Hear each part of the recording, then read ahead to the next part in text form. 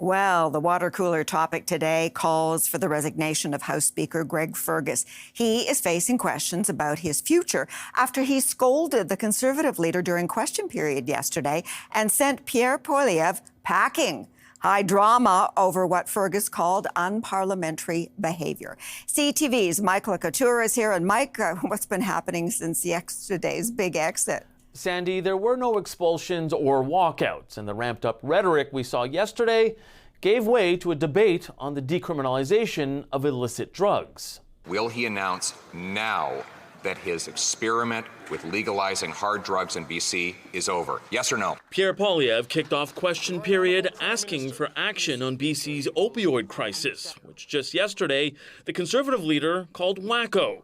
Today, the Prime Minister's responses were equally measured. By moving forward with British Columbia as they wanted to try a pilot project, that we are working with them to adjust in ways that make sense. We understand the urgency and we will act. That level of discourse surprising to some, considering how things went yesterday. When will we put an end to this wacko policy by this wacko Prime Minister?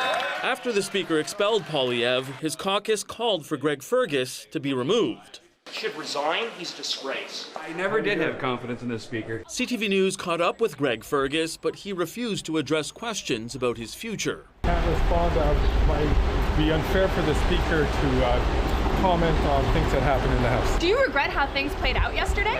His office later said he has no intention of stepping down. Liberals put the blame on the Conservative leader, Pierre Poilievre.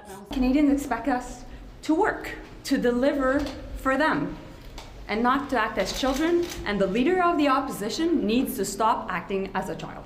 In an interview with Toronto's CP24, Poilievre was unapologetic for the language he used, which led to his removal from the House of Commons. His policies are wacko.